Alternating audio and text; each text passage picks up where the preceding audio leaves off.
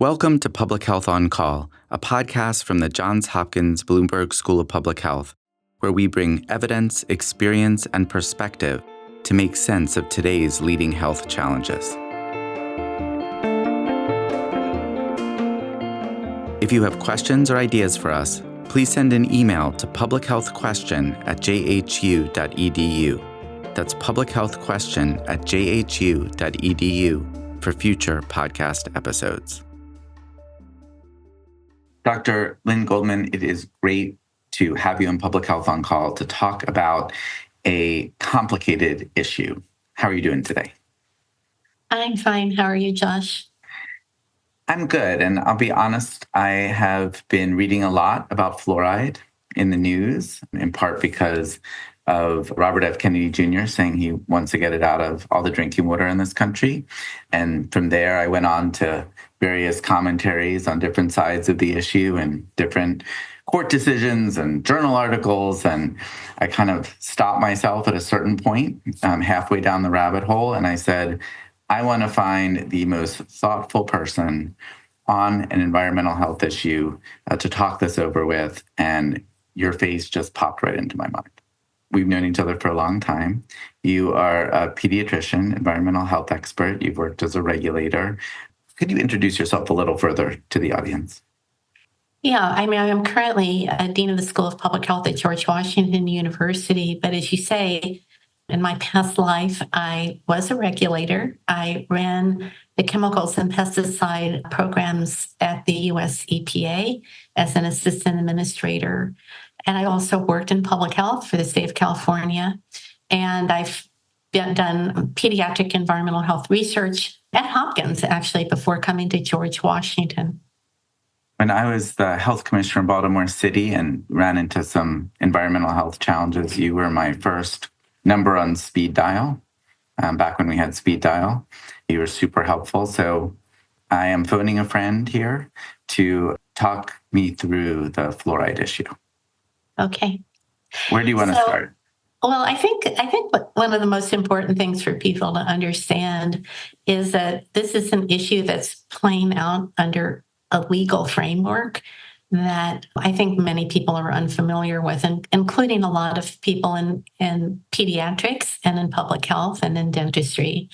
The Toxic Substances Control Act, which is the statute under which EPA regulates chemicals, for a very long time was a very ineffective law because it allowed for the balancing of public health protection with assessment of benefits and profits, basically, to industry.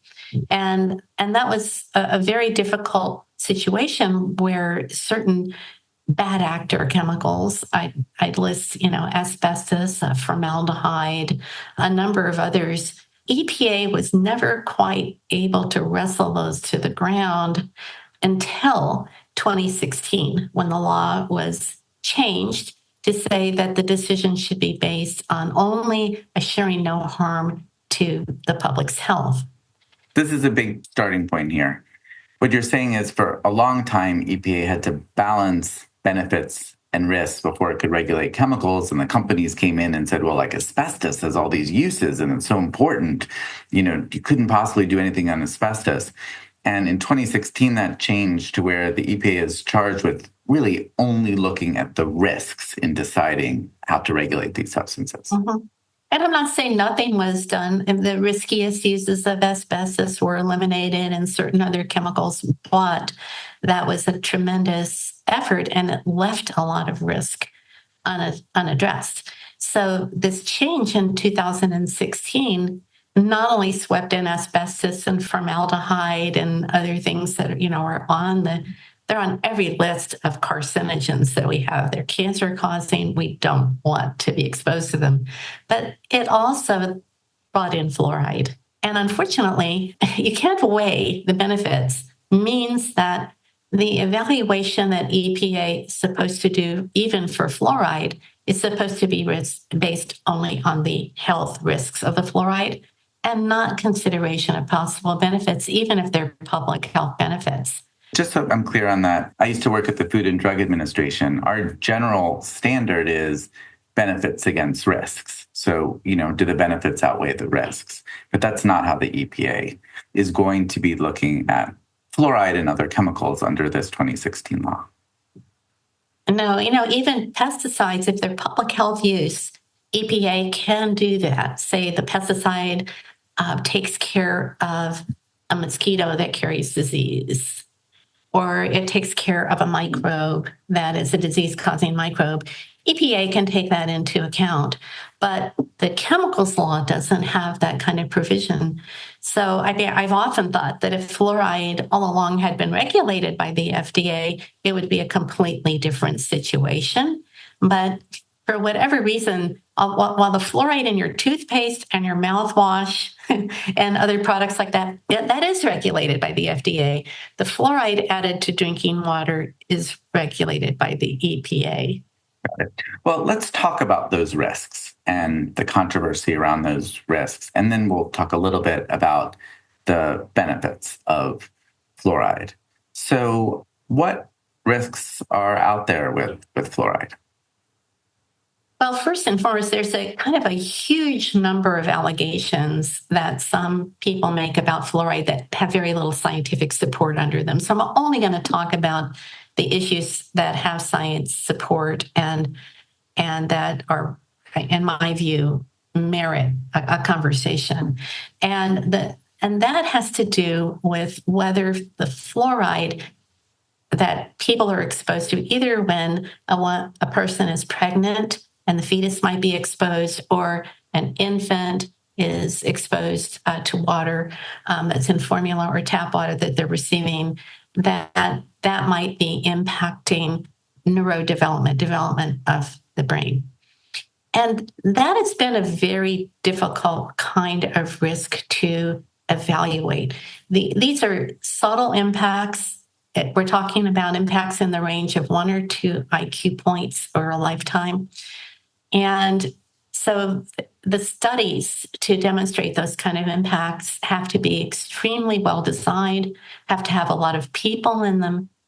So early on, there were studies like this that really weren't very relevant. They were conducted in other countries where there are extremely high levels of fluoride naturally present in water, and they were published in not the best scientific journals and so forth. But in the last few years, there have been a few studies that have been published that have been conducted at a standard, a current standard of good science, sound science. They have been peer-reviewed, and they do convincingly show that at fairly low levels of fluoride in drinking water, that you do see these small changes basically in the development of the brain of the baby. When you say fairly low levels, could you talk about what levels and how that relates to what the standard recommendation is?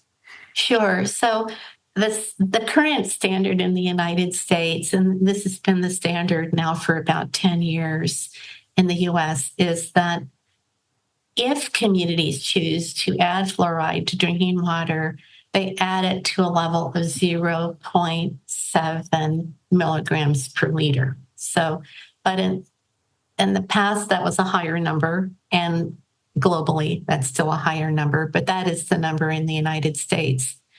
These studies are showing impacts not at 0.7, but at levels that are about 3 to 4 times higher than that this can be demonstrated. And which is to say, still fairly low levels, not levels, 100 times higher, 10 times higher than the levels to which we fluoridate drinking water. So on the risk side, there are some studies, which, as you point out, recent studies, better designed, that suggest a potential risk at these levels for impacts on neurodevelopment. That's a pretty big deal. It is a big deal, and it's one of the reasons why this issue has become so controversial. So let's shift gears and talk about 2 reports that have come out recently, one of which is a scientific report from the National Toxicology Program, and another is a court decision. from a federal judge. Talk to me about the NTP report.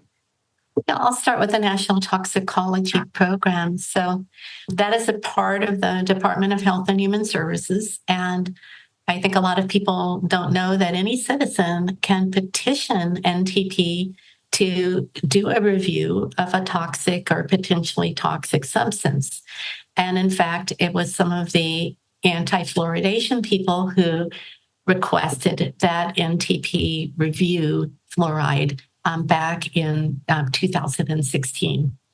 They went ahead and took up the nomination, and they reviewed all literature that was available at that time, which was a lot weaker, by the way, than what we have today. But it culminated in a report that they sent over to the National Academy of Sciences for peer review. The National Academies sent it back to them with a lot of suggestions for revisions. This was back in 2020, and then 4 years ago, NTP sent it back to the National Academies, and they returned it again, asking for a number of revisions. And at that point, the NTP decided to do another version of the report where they were, as this was building up, they were bringing in newer studies. The studies were being published. They had it reviewed by their own experts. And then it went into review by all of the health and human services agencies, which is a fairly standard process with the NTP. And Dr. Goldman, just to be clear again, we're just talking about the risk. This report is just focused on risk because that is the context of the National Toxicology Program. Technically speaking, it's not even risk. It is a hazard-based review. So what they look at is the substance associated with a hazard? But they don't look at the exposure levels. They don't look at how the risks might be managed. They only make a hazard determination, which is a difference between how NTP might look at a substance versus how a regulatory agency like EPA or FDA looks, where they do need to go through the full assessment of risk because that's what they're trying to control. So it's not even risk, and it's certainly not benefit. They don't look at the benefits, the costs, anything other than just, what are the hazards that might be caused by this substance? Got it. So it's now in the review within the Department of Health and Human Services. What happens there? Well, once it went into interagency review, there were a lot of disagreements. A number of the other health and human services agencies had comments. They didn't like the way that the description of the hazard was characterized in some places.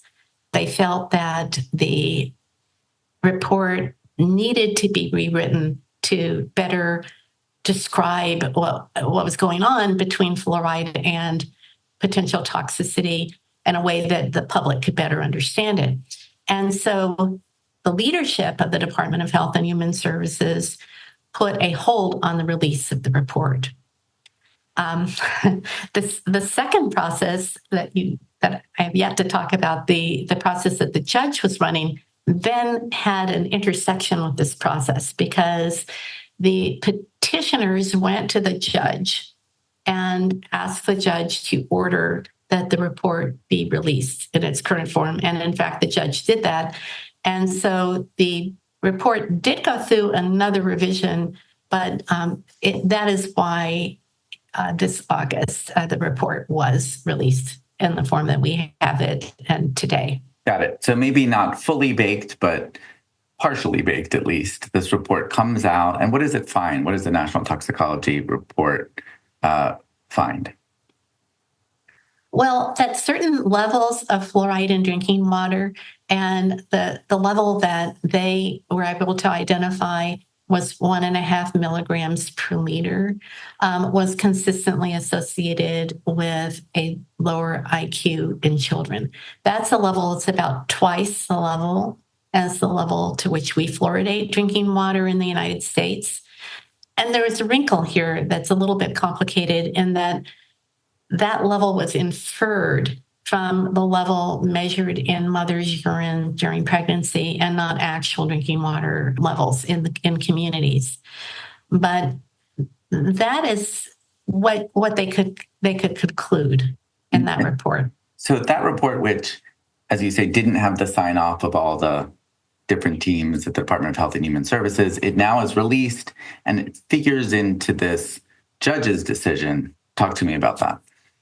So at the same time that the anti-fluoride activists petitioned NTP, they also petitioned EPA under the Toxic Substances Control Act to compel them to regulate fluoride.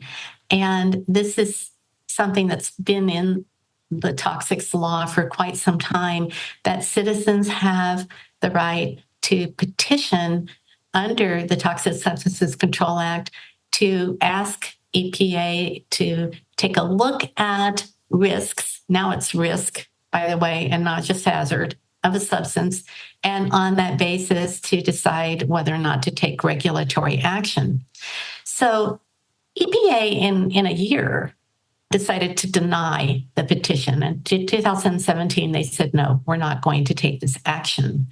But that denial was appealable. So the advocates took this up with the federal district court in California, and a judge then was kind of overseeing this process around the EPA petition.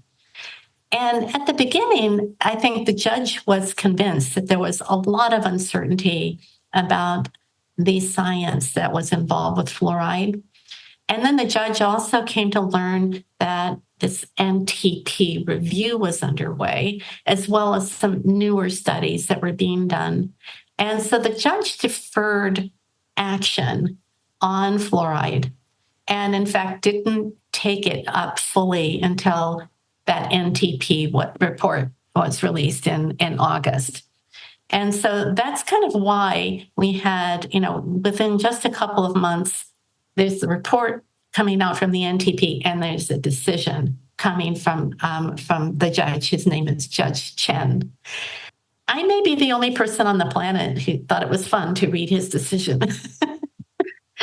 He went through the science as it was presented in the courtroom, and in an infinite level of detail. And I am not going to say that every sentence that he wrote was perfect in terms of science, but I thought that he did a really good job with understanding what had been presented in his courtroom. The thing that's complicated here is that you see these studies, and they are not designed for the purpose of developing as a regulatory standard. That's not. So you have to use the dose and the response that you see in the study to come up with a quote number, that would be a regulatory standard. And there's normally some effort to deal with the fact that there are always uncertainties around these numbers in studies. And in particular, even here, where it was based on human evidence, so you don't have the uncertainties of, this was a study of mice. These were studies of people. They sometimes, this was a study of adults, but these were studies of children, so it was the right species at the right age, right? But there's still variability from one person to another. Looking at all this evidence, what did Judge Chen find about the safety of fluoride?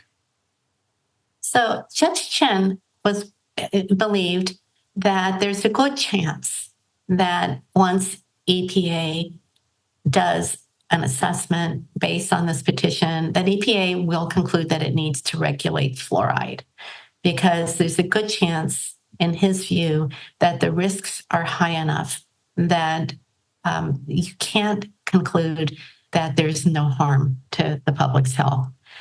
It's also true that he made it very clear that he wasn't prejudging completely the results of EPA's regulatory analysis, that it's possible that EPA will conclude after additional analyses that fluoride is safe under the conditions of use.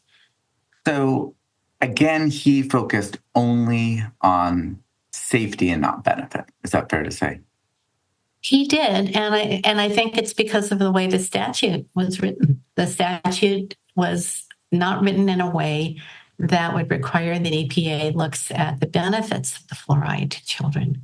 And one of the key points that I took from his decision is that he did not conclude there was evidence of a hazard at the level that is recommended in the United States.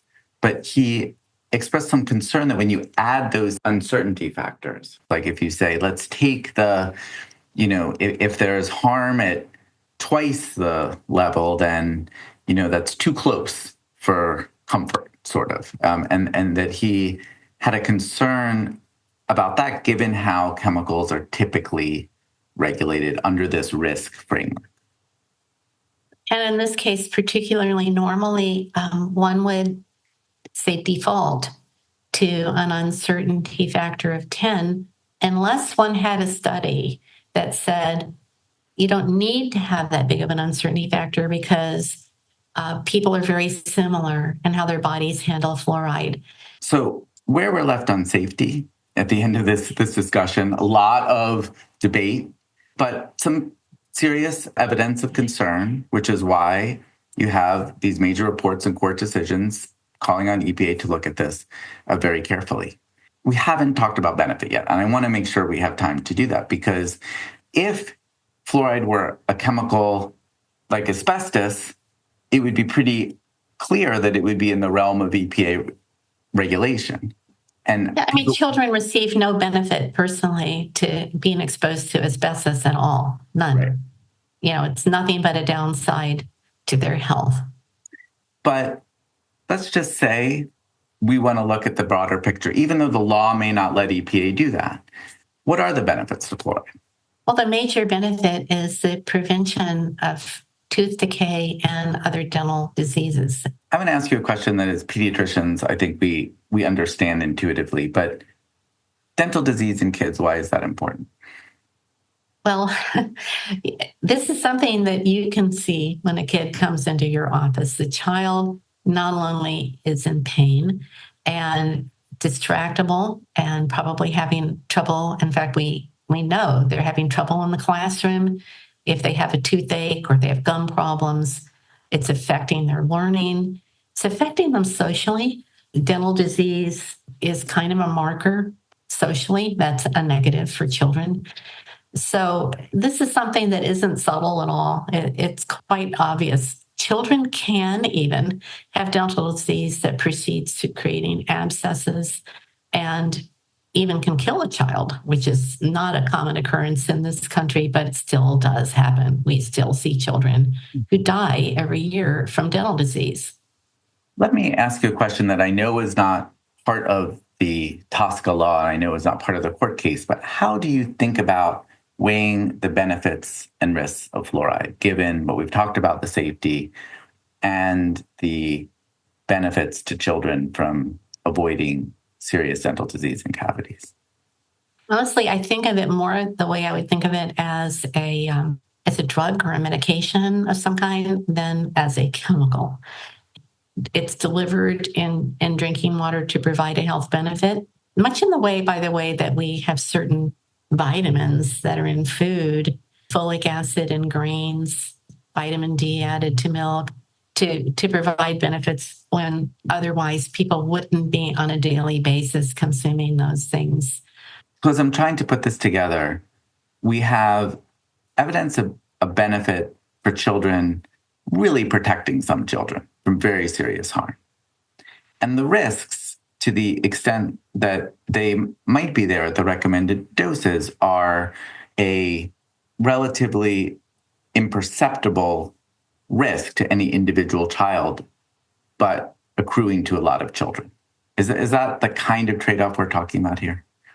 That is the kind of thing we're talking about. And I think that part of what I'm seeing here, Josh, is that the people who understand those two worlds don't talk to each other very much. So people who understand about the risks to children from dental disease and lifelong consequences from that don't talk to the toxicologists and the risk assessors who are doing things like that NTP report, and certainly are not part of what's going on at the EPA. And so in an ideal world, you would get all those people together and there would be an honest sharing of all of that science, all that public health science, which is so important in terms of making a decision for the health of children. But instead, we, in a sense, have these things being tossed back and forth, even, from the courts, into the agencies.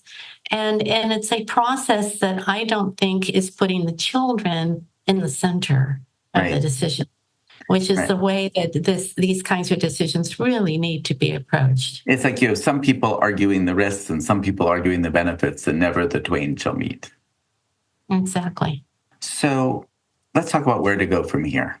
One option, it sounds like, it would be for Congress to step in and say, this isn't the right standard to evaluate a chemical like fluoride. You do have to consider the benefits against the risks, and we should send it over to the FDA or figure out a different standard for EPA to apply, like you said, exists for pesticides. That's one option. Yeah, Congress did that for pesticides because there's some pesticides that have public health uses, and so it could have done that. That is an option. Yeah. The second option is EPA will go ahead and proceed as the judge has ordered and review the safety of fluoride. Thinking about some of these issues, like what is the appropriate margin of safety for fluoride, like we were talking about before. And when they study how fluoride is handled, in the human body, they might decide that they could use a smaller margin of safety. I think that there'd still be the possibility that more studies would be done that could then point to, other levels. You still then don't end up with a process that, again, would center the decision on what's the best thing for children. Communities across the country right now have the ability to add fluoride to water. Not all of them do, only some do. If the EPA takes the most extreme action and says fluoride is unsafe, then communities wouldn't even be able to make that choice.